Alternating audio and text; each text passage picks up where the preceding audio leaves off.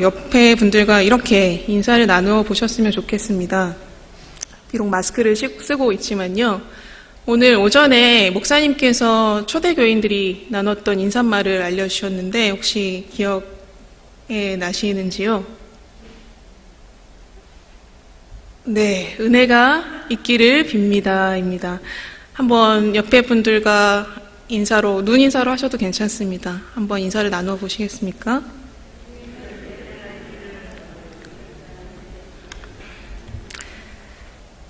오늘 이 시간 하나님께서 우리에게 주시는 말씀은 창세기 16장 6절에서 13절까지의 말씀입니다. 창세기 16장 6절에서 13절까지의 말씀을 한 절씩 교독하겠습니다. 아브라함이 사레에게 이르되 당신의 여종은 당신의 수중에 있으니 당신의 눈에 좋을 대로 그에게 행하라 하매 사레가 하갈을 학대하였더니 하갈이 사레 앞에서 도망하였더라.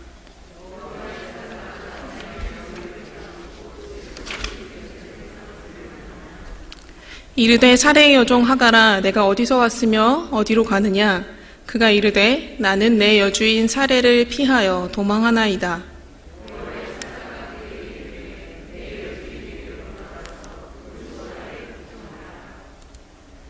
여호와의 사자가 또 그에게 이르되 내가 내 씨를 크게 번성하여 그 수가 많아 셀 수 없게 하리라.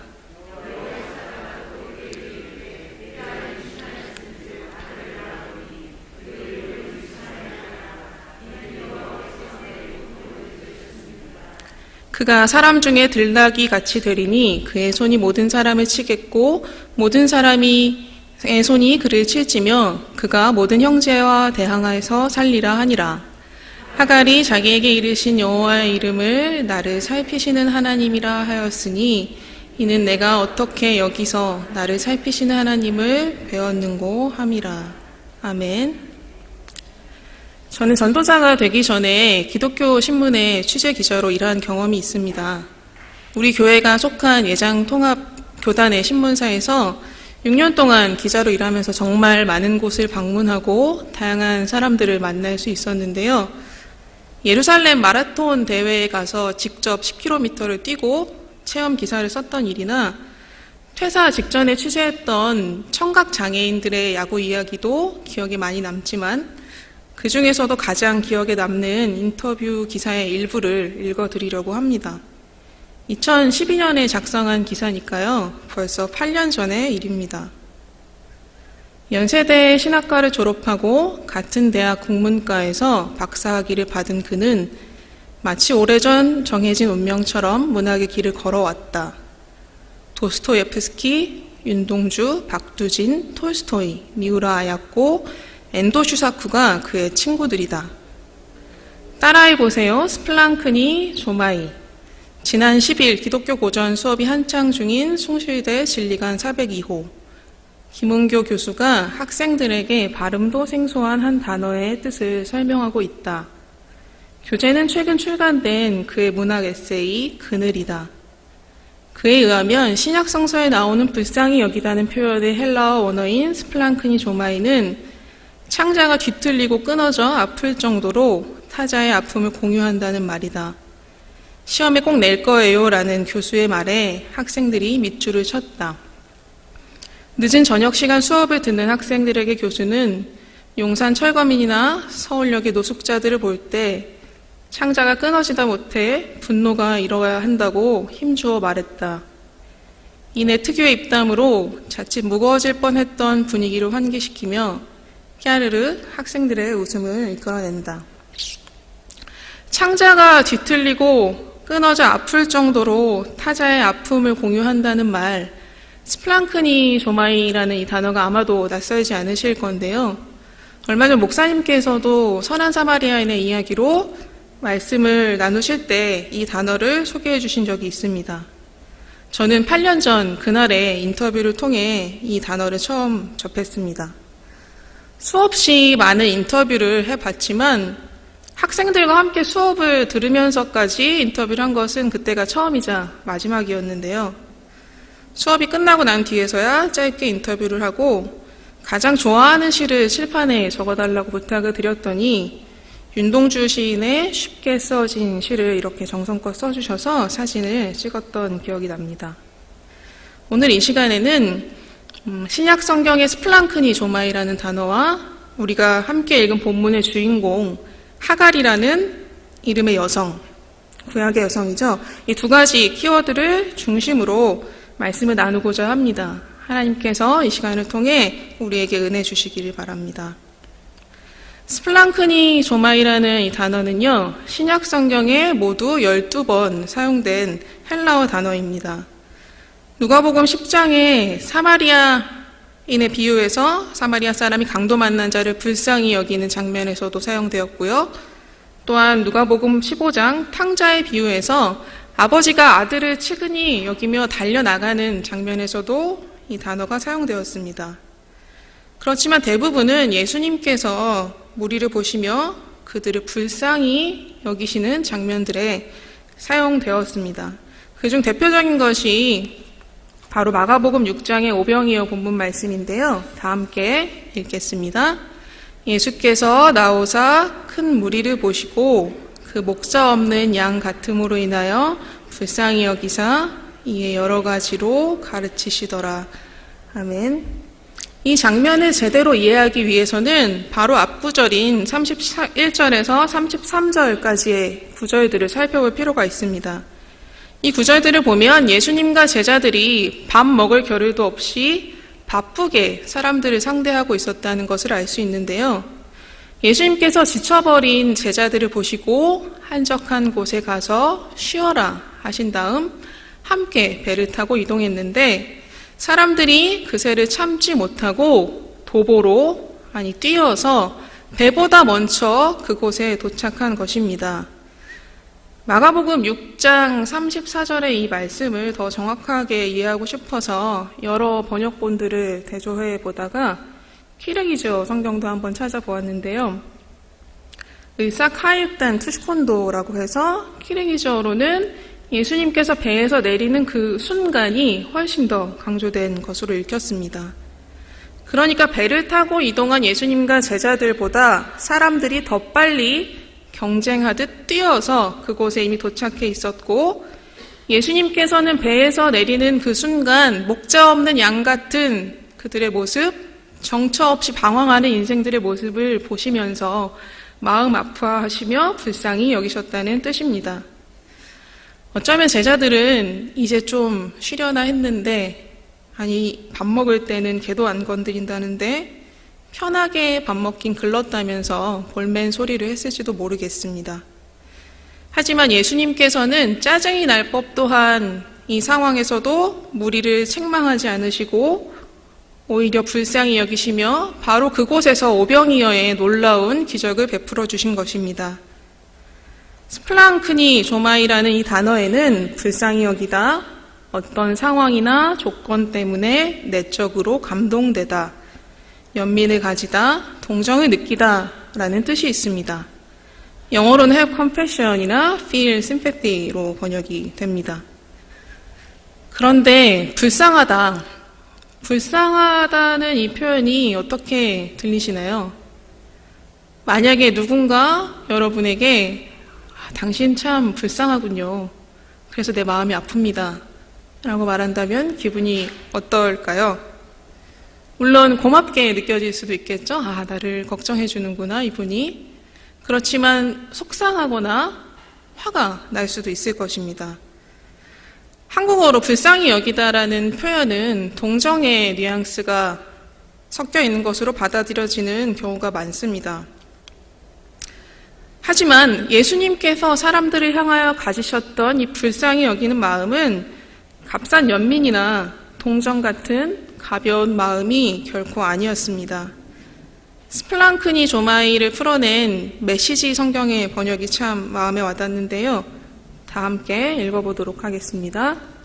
목자 없는 양 같은 그들을 보시니 그분 마음이 찢어지는 것 같았다. 죽은 아들의 어머니는 과부였다. 예수께서 그 여자를 보시고 가슴이 미어지셨다. 예수께서 그 여자에게 울지 마라 하고 말씀하셨다.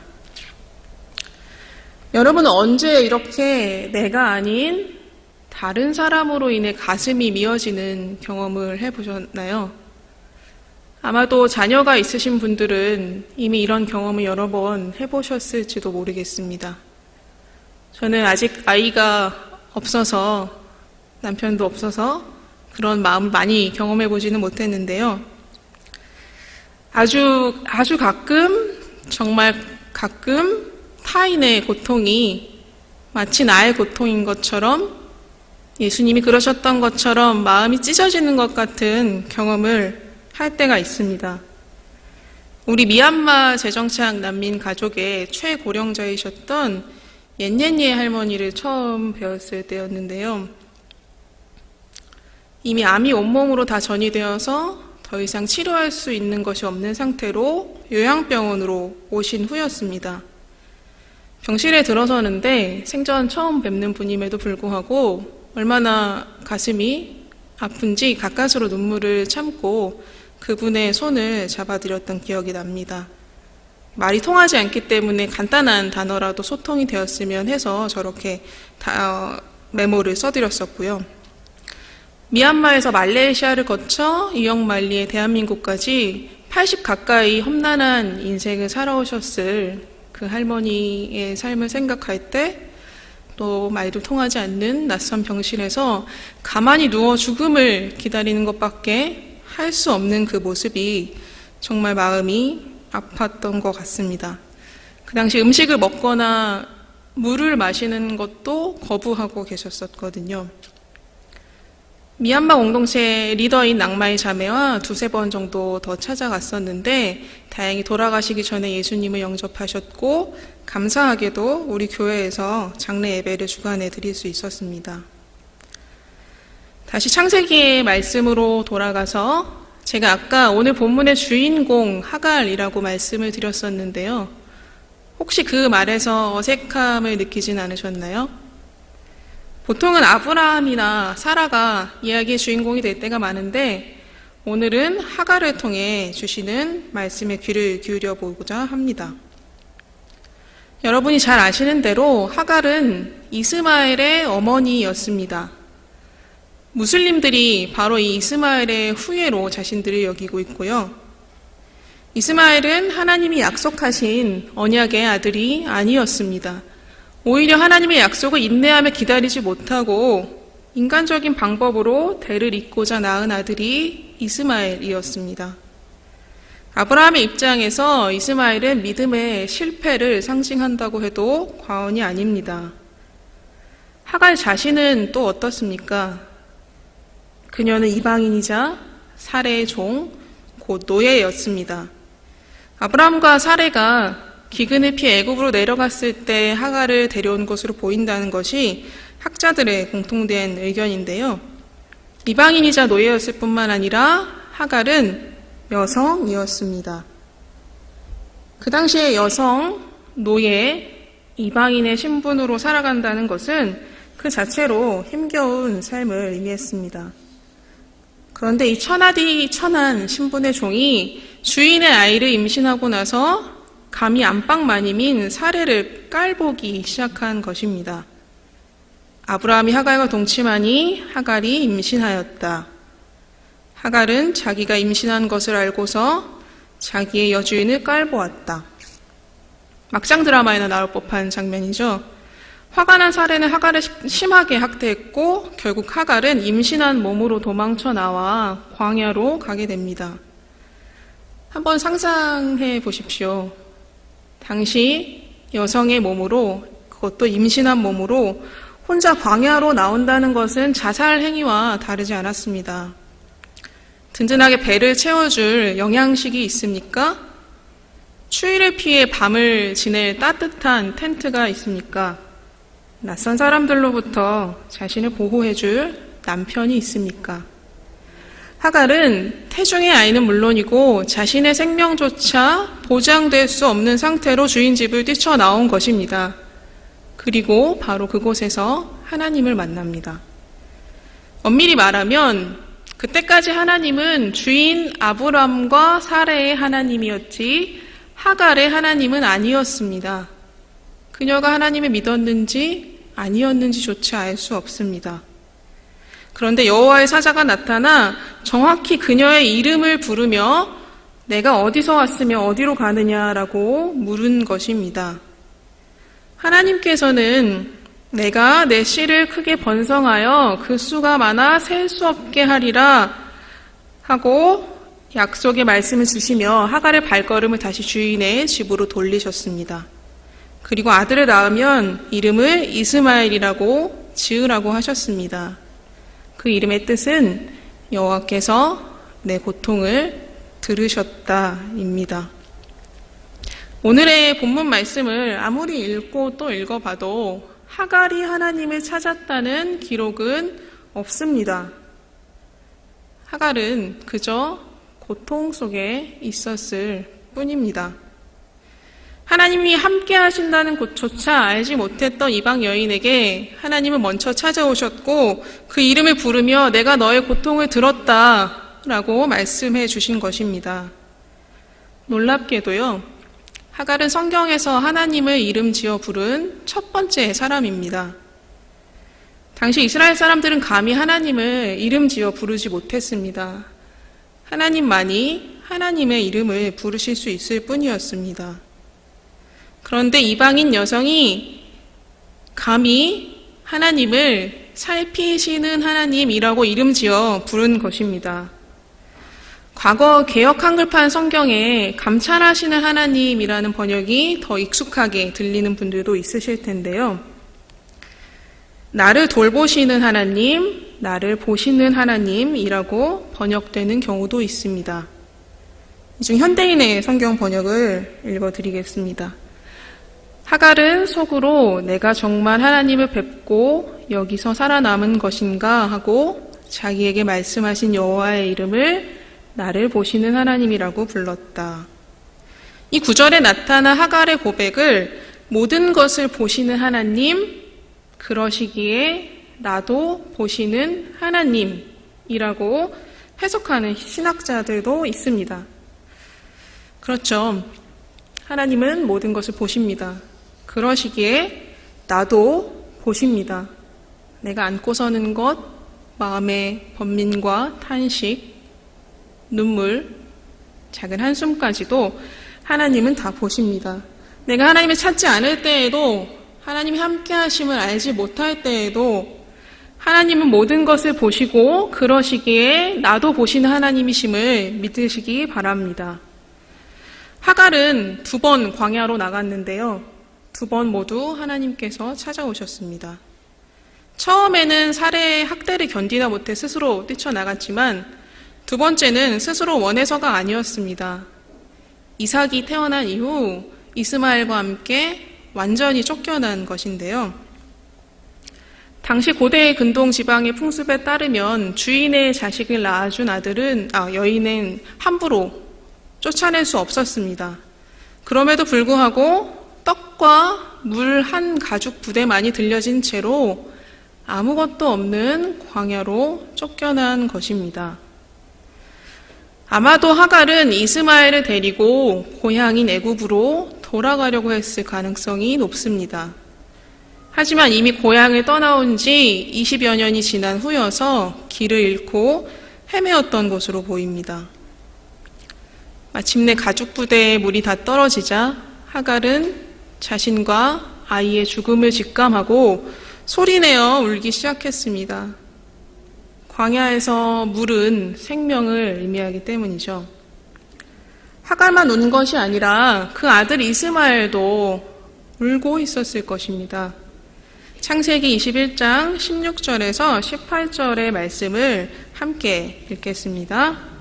이르되 아이가 죽는 것을 참아 보지 못하겠다 하고 화살 한바탕 거리 떨어져 마주 앉아 바라보며 소리내어 우니 하나님이 그 어린아이의 소리를 들으셨으므로 하나님의 사자가 하늘에서부터 하갈을 불러 이르시되 하갈아 무슨 일이냐 두려워하지 말라 하나님이 저기 있는 아이의 소리를 들으셨나니 일어나 아이를 일으켜 내 손으로 붙들라 그가 큰 민족을 이루게 하리라 하시니라. 아멘. 화살 한 바탕 거리는요, 약 300m의 거리를 말합니다.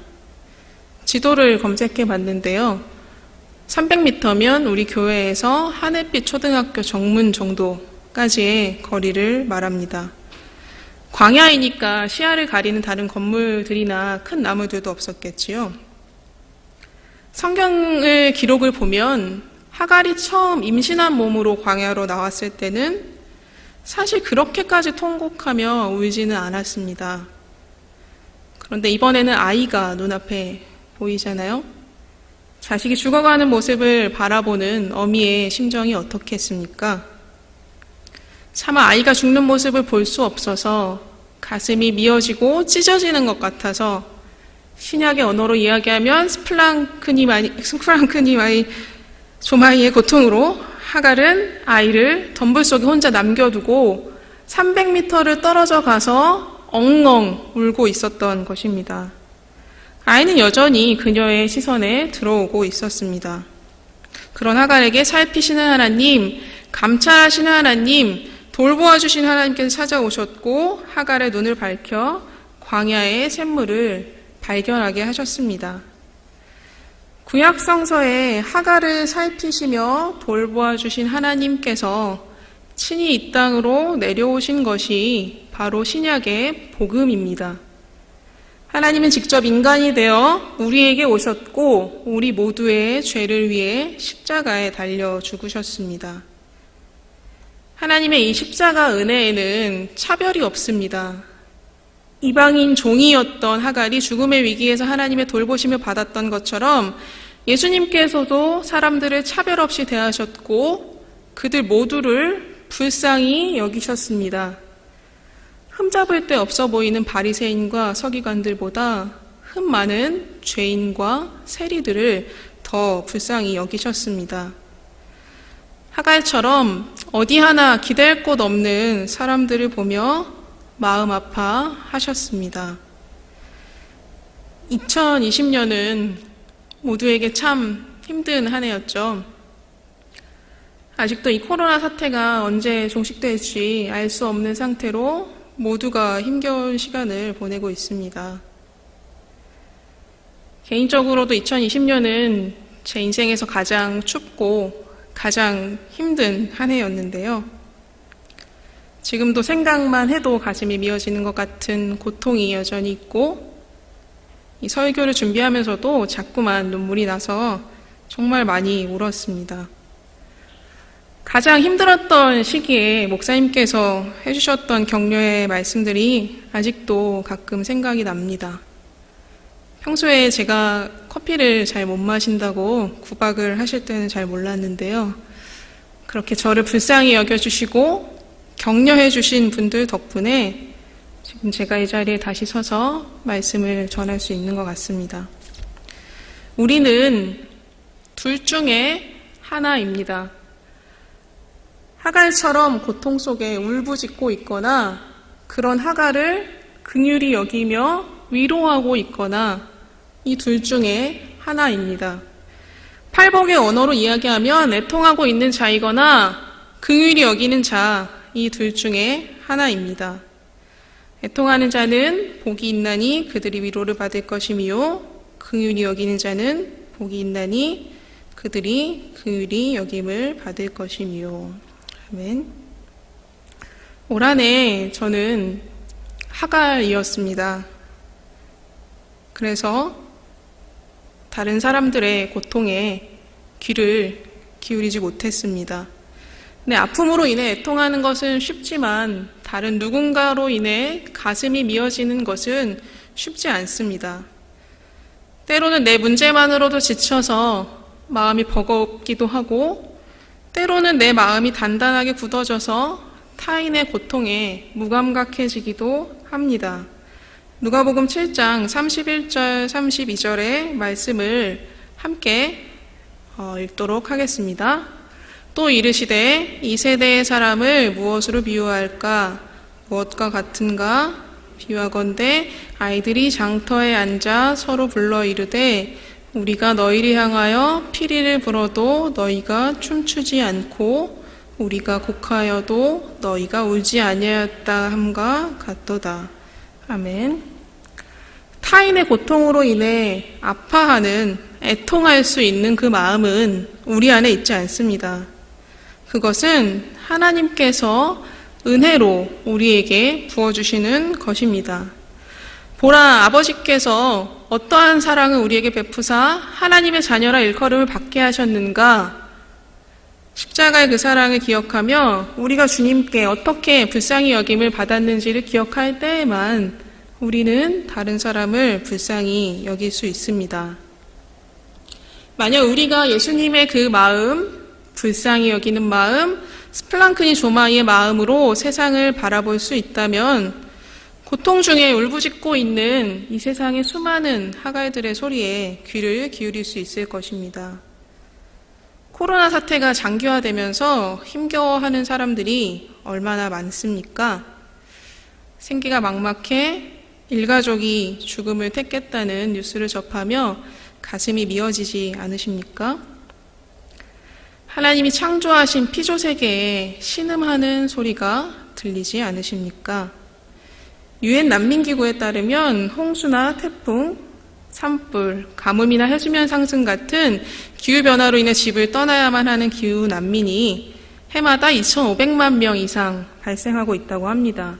2020년 8월 기준으로 외국인을 포함한 김포의 인구가 50만이 채 되지 않는 것을 감안하면 정말 많은 숫자입니다. 우리가 상상할 수도 없는 아픔으로 고통 중에 몸부림치고 있는 사람들이 우리 주변에는 너무나도 많습니다. 얼마 전 TV 프로그램에서 화성 연쇄살인 8차 사건의 가해자로 지목되어서 억울하게 옥살이를 한 윤성여 씨의 이야기를 들을 수 있었는데요. 5분 동안 말없이 서로 눈을 맞추고 진심을 전하도록 하는 프로그램이었습니다. 진범이 자백을 하면서 윤성여 씨는 무죄를 선고받을 수 있게 되었죠.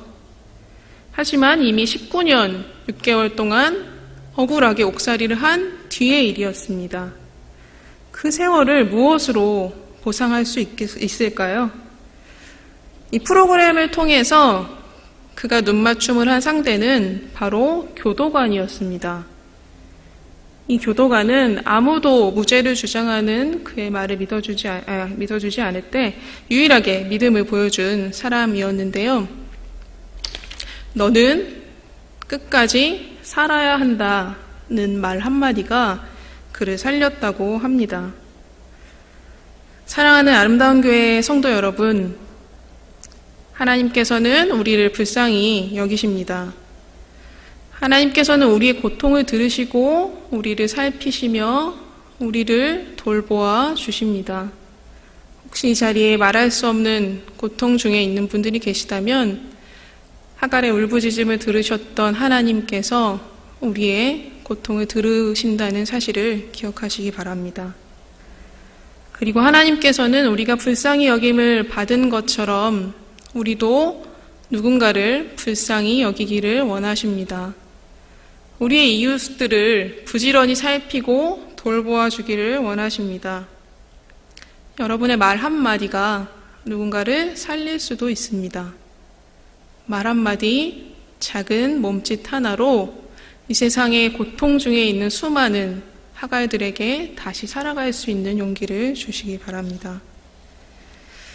유난히 힘겨웠던 2020년 한 해를 마무리하며 또 주님 오심을 기다리는 대림절을 지나면서 우리 가운데 아름다운 돌봄과 살핌이 또 저와 여러분 가운데 그런 돌봄과 살핌이 풍성하게 일어나는 아름다운 공동체가 되기를 주님의 이름으로 축원합니다. 기도하시겠습니다. 우리를 살피시는 하나님, 우리를 불쌍히 여기시는 하나님, 감사합니다. 우리가 고통 중에 있을 때, 기도조차 할 수 없을 때에도 우리의 고통을 들으시며 돌보아 주심에 감사드립니다. 이제 나의 고통에서 주님께로, 고통 중에 있는 나의 이웃에게로 나의 시선을 돌리기 원합니다. 주님의 마음이 있는 그곳에 나의 마음도 있기를 원합니다. 우리의 마음을 부드럽게 하시고 은혜를 내려주시옵소서. 존귀하신 예수 그리스도의 이름으로 기도드립니다. 아멘.